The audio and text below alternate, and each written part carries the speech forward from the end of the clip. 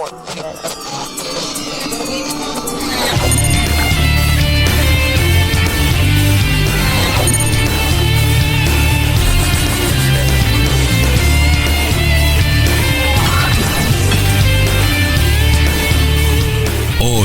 puede ser. Y entramos así a este bloque, como la realidad misma, con mucha violencia, como que de golpe, como todo lo que viene sucediendo a estas alturas en el ámbito nacional e internacional también. Para comentarnos mejor o intentar analizar lo que está sucediendo hoy en día, pero hoy a nivel nacional, está ya con nosotros aquí en los estudios de Radio Universidad el magíster Alberto Martínez del Peso, licenciado en Ciencias Políticas y docente de nuestra universidad. ¿Cómo está, profe? ¿Cómo le va? Buen día, buen martes. ¿Cómo les va? Buen día. Bueno, gracias por la confianza, por creer que yo puedo explicar algo. No, bueno, eso, si no puede usted, mucho menos nosotros, se imaginará. Pero el horóscopo de Bazooka también te dice cosas, pero no quiere decir que sea cierto. ¿Todavía existe para empezar? ¿Todavía existe el chicle No sé, bazooka? me parece que no. Se le acaba de caer. Yo me acuerdo que cada vez se iba achicando más. Sí, y perdía calidad de en todos los aspectos. Pero bueno, no importa, no es eso de lo que estamos por hablar. Podríamos hacer una columna retro con el profe, pero no es la idea. La pasaríamos mejor, te digo. Sí. Es mucho más complicado esto, pero bueno, ¿de qué vamos a hablar, profe?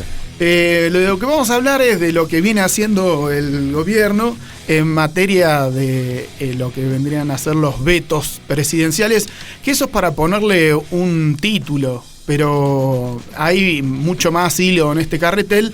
Y bueno, como siempre tratamos de poner un poco de análisis para no dedicarnos a navegar la coyuntura, así que hacemos así una mini introducción.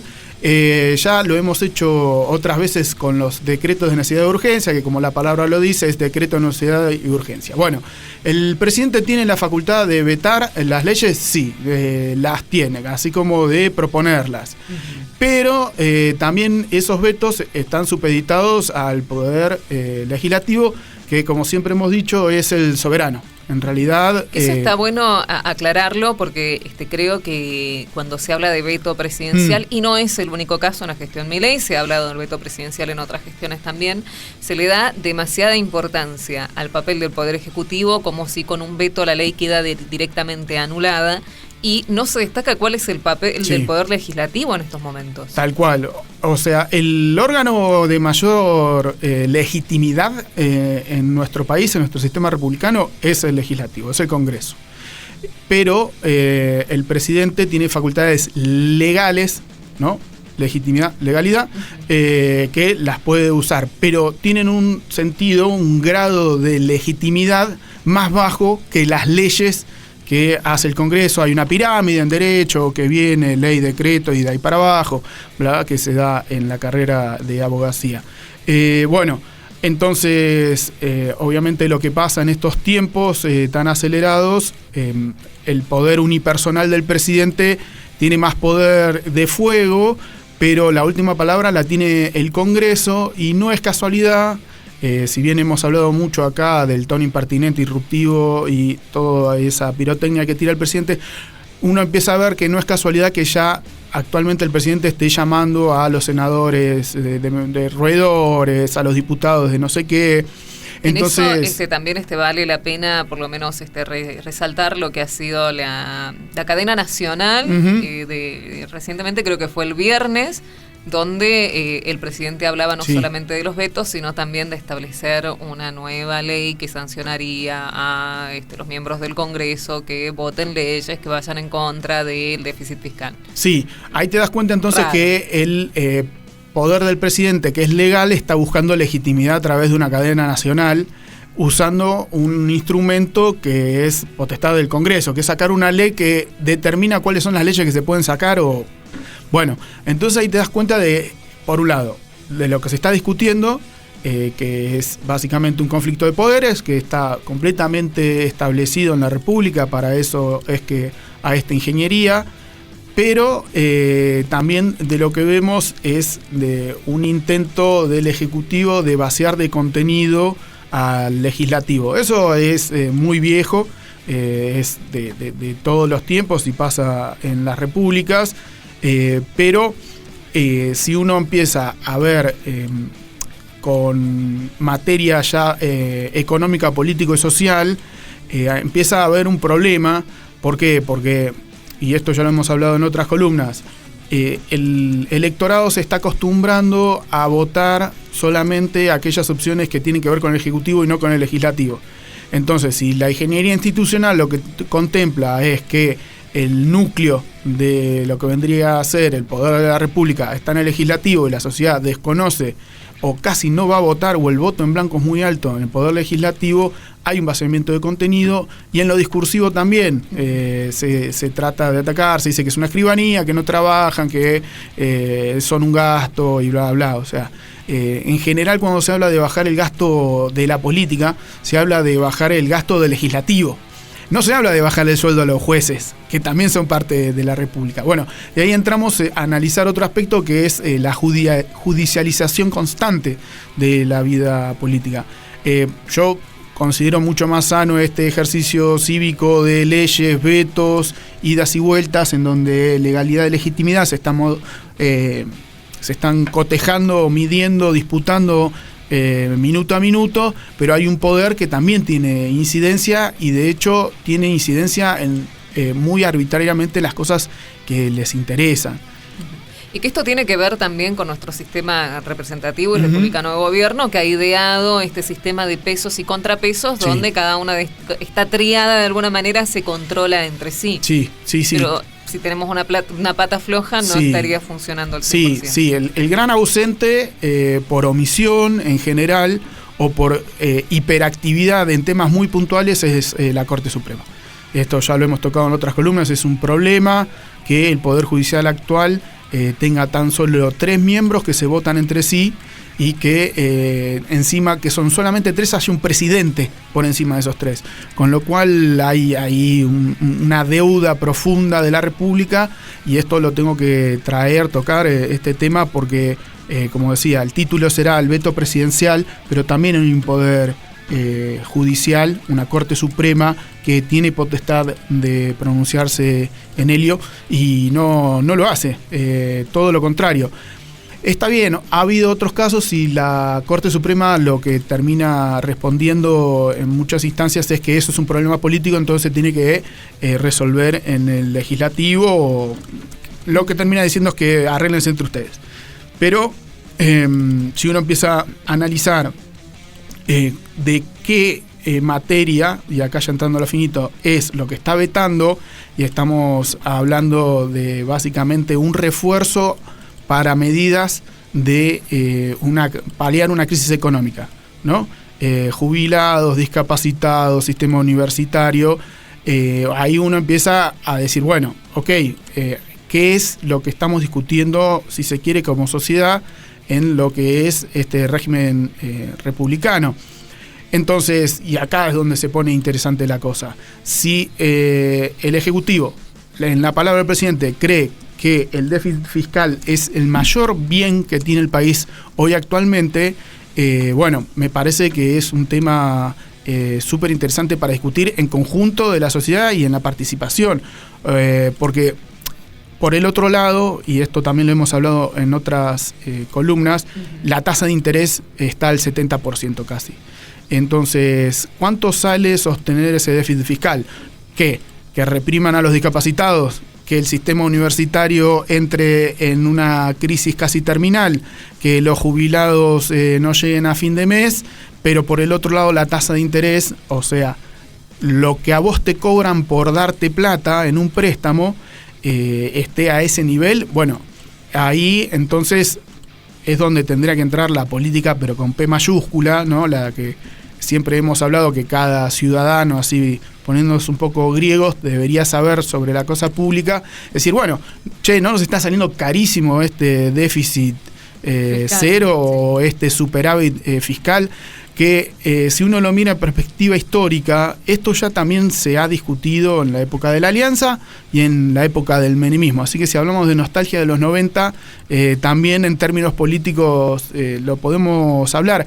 Y ninguna de esas experiencias terminó bien. Ninguna experiencia de un régimen fiscal, de lo que vendría a ser una política de recaudación a la baja por caída del consumo y de una restricción casi total del gasto social del Estado, termina de buena manera, porque hay algo que no se discute, y es que el pago de la deuda es también un gasto del Estado. Lo que pasa es que, bueno, en un truco discursivo o, si se quiere, de cómo se arma la agenda de lo público, se separa el pago de la deuda de lo que es el gasto de los jubilados, por ejemplo. Y el pago de la deuda no es un gasto, los jubilados sí. Bueno, esto me parece que es materia de discusión, por más que el instrumento del que estemos hablando hoy actualmente sea el veto presidencial. Que ahí también lo que entra en juego es cuáles son las prioridades que ostenta esta gestión en general, no solamente por parte del presidente, sino de la gestión en general y de lo que representa. ¿Cuáles son las reales prioridades? Si tu prioridad es solamente el pago de la deuda, en detrimento de dejar a los más vulnerables solos, como estamos empezando a ver, entonces surgen un montón de preguntas al respecto. Sí, el rol de el Ejecutivo es parar cualquier mejora económica, bueno, evidentemente ya sabemos, empezamos a divisar que toda la pirotecnia que hay alrededor del discurso oficialista no deja de ser más que otro gobierno que saca una vieja fórmula, que es el de ciclos de endeudamiento y fuga. Entonces, mientras tanto que el presidente veta mejoras para el ciudadano de a pie, para lo que es el metro cuadrado, como hablamos la columna pasada, esta economía necesita desembolsos de miles de millones de dólares de endeudamiento para poder funcionar. Y esto es insostenible. Y entonces, mientras tanto que estamos discutiendo que la oposición saca una ley, que el presidente la veta, y por el otro lado, este gobierno que hablaba de dolarizar la economía, de cerrar el Banco Central, de que iba a caer la inflación, de que el dólar iba a estar barato, ninguna de esas cuestiones se está cumpliendo, y eso es lo interesante de discutir. Pero bueno, este gobierno es muy hábil para fagocitarse discusiones. Para hacer un breve repaso, recuerdo la marcha antifascista, luego de un discurso, eso quedó desactivado. Las mismas marchas universitarias, que hoy estamos en paro docente, quedaron desactivadas. Lo que era el apoyo a los jubilados, quedaron desactivadas. Obviamente que cuando cada vez más el poder se hace explícito y se impone más que persuade, eso en realidad va mostrando una debilidad. Y entonces, esta que parece que el gobierno es imbatible, lo que fue la votación del otro día, y que fue por un número muy abultado, empieza a mostrar también, como mínimo, los límites del gobierno. Algunos hacen una lectura que empieza a sufrir desgaste político, y eso los mercados no interpretan, y entonces empieza a tener que recurrir a esos instrumentos financieros de subir la tasa al 70%. Y más allá de todo esto que estamos conversando, los vetos también no serían una estrategia de cara a las elecciones. Sabemos que ha sido muy reñido el tema de cerrar listas, de cerrar alianzas, y las listas se cierran fin de semana, por lo menos para lo que es el distrito electoral más grande, que siempre termina siendo Buenos Aires. Sí, ahí hay algo de lo urgente y lo importante, de lo coyuntural y lo estructural. Creo que Milei lo que está vendiendo a los mercados es el de yo voy a hacer todo lo posible para poder pagar la deuda. Es decir, hoy por hoy su mayor capital político es poder mantener esos votos para que le sostengan el veto, que fueron lo de los 87 euros anteriores que revertieron el veto, ¿no? Los invitó a comer. Sí, en un asado. Y que después Amnistía Internacional los invitó a comer con el mínimo de lo que cobran los jubilados, y no fue nadie. Claro, muy interesante ese gesto. Bueno, en todo lo que hace referente a ese significante que le fue muy útil con respecto a lo de la casta.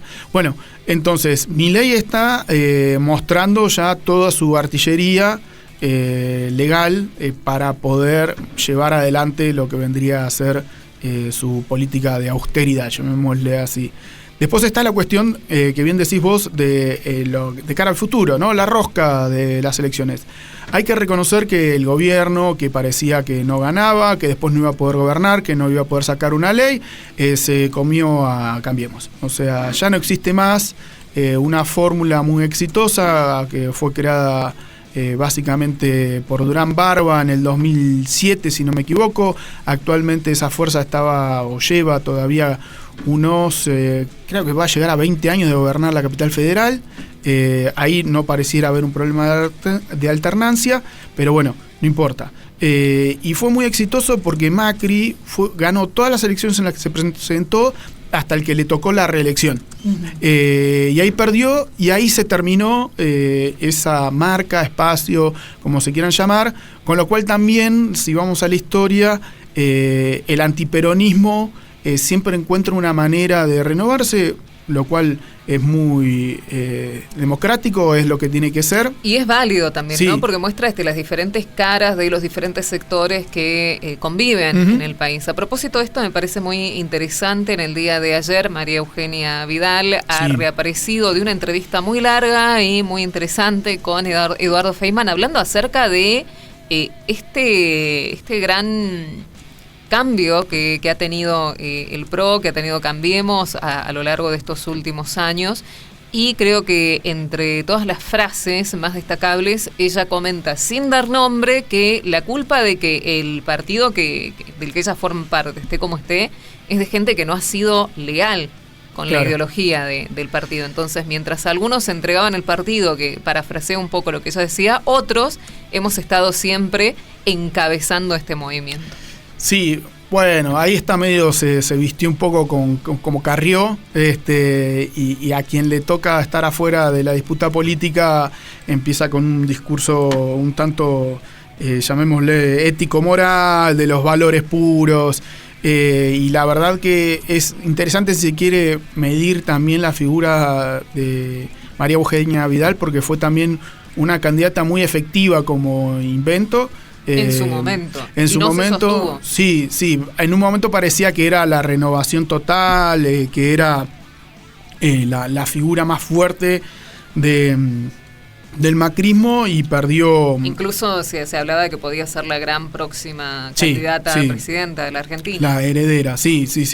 Y ahora que esté completamente afuera del juego político, bueno, puede ser que ella, desde estando afuera, pueda decir, no, la única auténtica y verdadera macrista republicana soy yo, pero bueno, es lo que le toca, pero es interesante ver cómo ese espectro político y puede inventar candidatos que resultan muy efectivos, y así como tan efectivos de un día para el otro no lo son. Y entonces de ahí hablamos de cara al futuro. ¿Qué pasará con este espacio que se fagocitó a Cambiemos, que ahora es Alianza a la Libertad Avanza, algo así? Y bueno, y que ahí hubo, yendo ya bien a la rosca, una disputa entre si había que ir con propios o había que ir acomodándose con gente de afuera. Bueno, ahí le atribuían a que Karina Milei y los Menem eran los que iban por la fórmula de ampliar el espacio, y Santiago Caputo no, que era tenemos que ir con los propios. Ahí obviamente estaban dirimiendo su propia interna. Y algo también novedoso es que los gobernadores empezaron a formular una tercera alternativa, con lo cual esto es síntoma de que algo ya se está viendo de ese desgaste político. Y la última, que ha estado en las semanas anteriores también expectante a este devenir político, ha sido Villarroel, que está en la línea de sucesión. Entonces es interesante, en un contexto en donde el Poder Legislativo, el Ejecutivo están dirimiendo un conflicto, la tasa de interés está al 70%, tratando de mantener el tipo de cambio. Por el otro lado, la sociedad ya está viendo encuestas que dicen que muy poca gente va a ir a votar. Si bien las elecciones de medio término, no sé por qué, el sentido común lo dicta así, las elecciones de medio término, lo sumo era para poner un límite al oficialismo. Entonces ahí surgían personas como Carrió, la izquierda, siempre les va bien. Siempre es el termómetro, ¿no? De cómo está yendo la gestión. Si la gestión, no sé, o está acorde a lo que la gente quiere, se mantiene por ahí la cantidad de, que gana el status quo.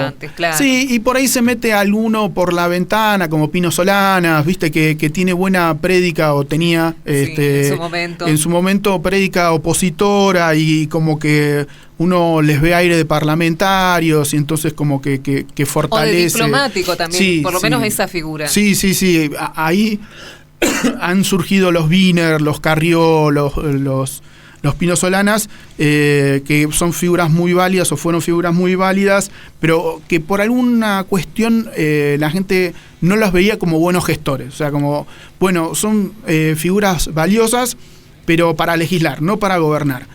Y entonces en buenas épocas de participación te surgía un candidato como esos que terminaban siendo sorpresas. Bueno, hoy se está anunciando lo contrario: desilusión, abulia, falta de participación, y es algo problemático. O sea, en una crisis económica, en una disputa política, en un desgaste de lo político, está habiendo toda una reconversión, pero que no hay ninguna propuesta de cara al futuro.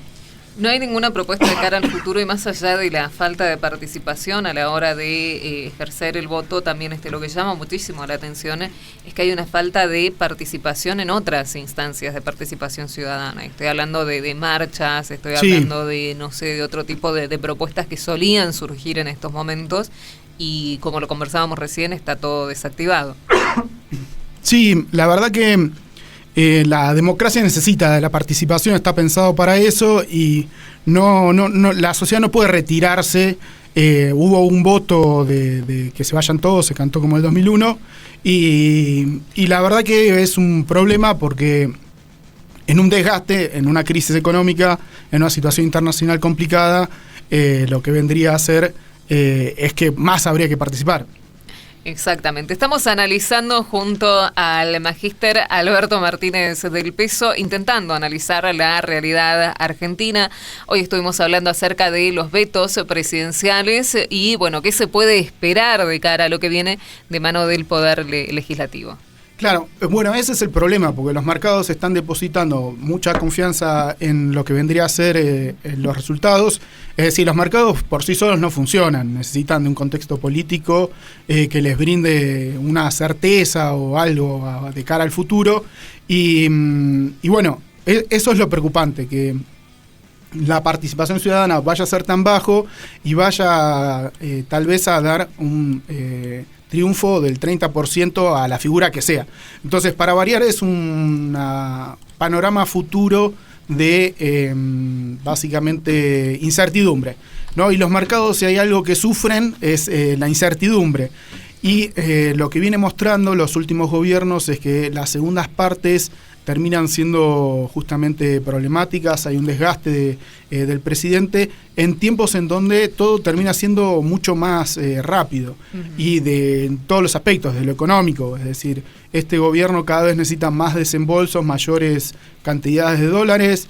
Esta tercera opción de los gobernadores muestra este aceleramiento, que Villarruel sea opositora siendo parte del gobierno, y si encima se dan magros resultados, la democracia puede ser la que, como venimos diciéndolo en otras columnas, la que termine pagando los platos rotos de este desgaste, de esta falta de representatividad, de estos tiempos de crisis, de una ilusión, no, de una imagen de proyección de futuro que toda sociedad necesita.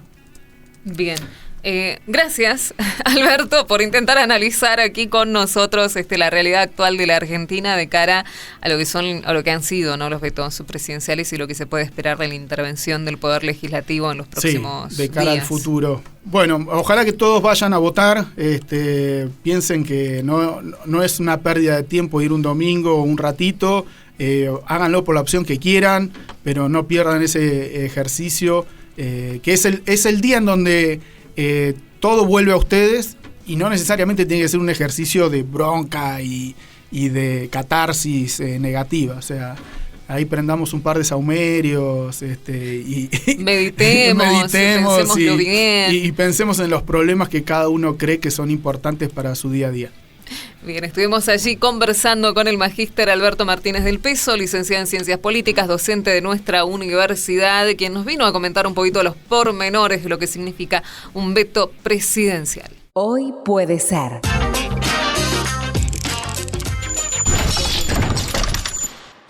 Porque lo que traiga el día